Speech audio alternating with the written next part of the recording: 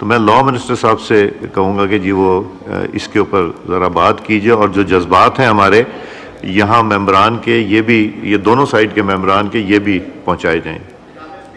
जी mic खोलें। का दिया, और साहबजादा साहब ने जो बात की, मेरे ख्याल में उस पर कुछ दूसरी राय नहीं है कि हर मुसलमान के ईमान का ये हिस्सा है कि हम अल्लाह ताला की वादनीयत पे और अपने प्यारे आका हज़रत मोहम्मद मुस्तफ़ा सल्लल्लाहु अलैहि वसल्लम की नबूवत और ख़त्म नबूवत के ऊपर हमारा ईमान कामिल है, और इसके लिए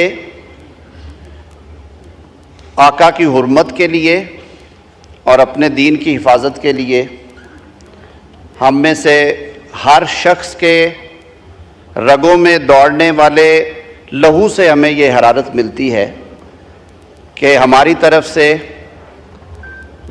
कोई ऐसी बात ना हो जिससे गुस्ताखों की हौसला अफजाई हो और उन्हें हौसला मिले कि सरज़मीन पाकिस्तान जो कि कलमे के नाम पे बना है उसमें वो इस तरह के काम कर सकें।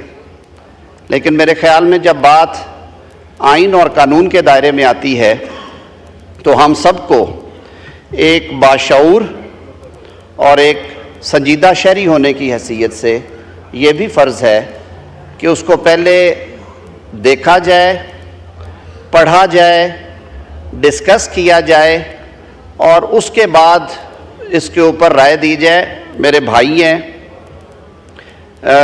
मुझे याद है मेरे कुछ साथी जो हैं इनके उस्ताद भी रहे हैं, साहबजादा साहब के लॉ पढ़ा भी है जनाब ने। 295C के हवाले से जो बात अभी कर रहे थे, मैं सिर्फ एक वजाहत, क्योंकि फ्लोर ऑफ हाउस पे हुई है, बतौर वज़ीर कानून मेरा ये फ़र्ज़ है।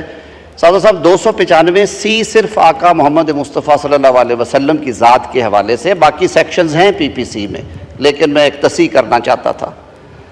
इन्होंने बात की आइन को रीराइट करने की, ये बात भी दुरुस्त है और मैं कानून के तालिब इल्म की हैसियत से ये बात समझता हूँ कि अदालत को, चाहे वो अदालत आलिया हो या अदालत उज़्मा हो, उन्हें आइन की तशरीह का इख्तियार जो है वो तो पूरी एक ब्रॉडर कॉन्स्टिट्यूशनल स्कीम में है, लेकिन आइन को रीराइट करने का या आइन की हैयत तब्दील करने का या आइनी शिकों में लिखी हुई चीज़ों को एक नया रंग देने का इख्तियार नहीं है।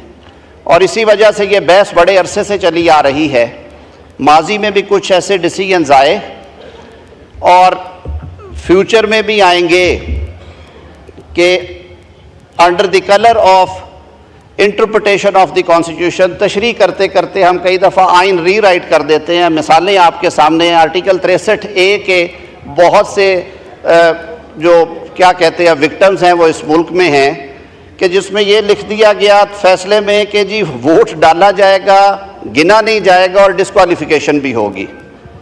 मैं इस मौजू के हवाले से कोई मुतनाज़ बात नहीं करना चाहता। उन्होंने कहा कि इसे डिस्कस करें, जी बिल्कुल करना चाहिए। इसे लॉ एंड जस्टिस की कमेटी में अगर आप रिफ़र करते हैं किसी स्टेज पे वो ज़रूर देखें, लेकिन ये बात भी हमें संजीदा और बाशऊर शहरी होने की हैसियत से देखनी चाहिए कि आया रियासती निज़ाम की मौजूदगी में किसी को ये हक़ हासिल है कि वो कत्ल का फतवा जारी करे और वो भी मुनसिफ़ आला के बारे में। ये चीज़ें भी हमें डिस्कस करनी है। और इसलिए मैंने कहा कि जब ये बातें हम करते हैं, हमारे सीने मुनव्वर हैं, हमारे माँ बाप ने हमारी तरबियत की है आका की ग़ुलामी के लिए और हमारी जानें हाज़िर है हमारे प्यारे आका के लिए। लेकिन जब ये मामला आइन और कानून का आए तो फिर जज्बात के साथ थोड़ा सा शऊर और अकल से भी सर हमने सोचना है। इसीलिए मैं अर्ज़ करूँगा कि ये एक ऐसा इशू है जिस पे सारे ईवान की एक राय है। ये राय भी है कि आका की हुर्मत पे अगर आँच आएगी तो आवाज़ भी उठाएंगे, हाथ भी उठाएंगे। लेकिन ये राय भी है कि अकल और होश के साथ पहले चीज़ को पढ़ा जाएगा, देखा जाएगा, फिर ये रियासत की जिम्मेदारी है कि उस पर वो अमल दरामद करे। क्या करना चाहती है उसमें रिव्यू जाएगा, उसमें नजर सानी जानी है, उसमें रेजोल्यूशन जानी है, साउथ से क्या जाना है, ये मुशावरत के बाद तय करें। लेकिन रियासत पाकिस्तान में किसी शख्स को ये हक नहीं दिया जा सकता कि वो घर बैठ के या मजमे में खड़ा होकर कत्ल के फतवे जारी करे। हमारा मुल्क एक कानून के ताबे है, आईन पाकिस्तान में एक तरीकाकार दर्ज किया गया है, इसके ऊपर रियासत की ज़ीरो टॉलरेंस होनी चाहिए। आज कोई एक जद पे है, कल को कोई एक और जद पे होगा, तो हमें इस पर भी बड़ी क्लैरिटी के साथ खड़ा होना पड़ेगा। तो इस वजाहत के साथ कि ये एक ऐसा कानूनी इशू है जिसको डिस्कस करने के लिए ज़्यादा बेहतर और अप्रोप्रिएट होगा अगर ये सारी जमातें, अगर आप जैसे बिजनेस एडवाइजरी की एक शक्ल है, सारी जमातों की नुमाइंदगी है, वो साहब बैठ जाएँ, लॉ एंड जस्टिस की कमेटी को सौंपते हैं जिम्मेदारी, वो बैठ जाएँ और इसको एग्ज़ामिन कर लें। कई दफ़ा पहली रीडिंग में जब हम चीज़ें पढ़ते हैं, मेरे बड़े सीनियर लॉयर्स उस्ताद भी बैठे हुए हैं यहाँ पे, सारी उम्र इसी काम में गुजारी, कई दफ़ा फर्स्ट रीडिंग में आप वो मीनिंग्स नहीं ले पा रहे होते, तो ये सारे एंगल्स हमें देखने चाहिए। सर ये एक बड़ा जिम्मेदार ऐवान है, एपेक्स फोरम है, मुल्क का सबसे बड़ा इदारा है पार्लियामान में, हमेशा कहता हूँ। यहाँ से जो बात जनाब स्पीकर हो वो मुस्तनद होनी चाहिए, वो शरीयत के, आइन के और कानून के आइन मुताबिक होनी चाहिए।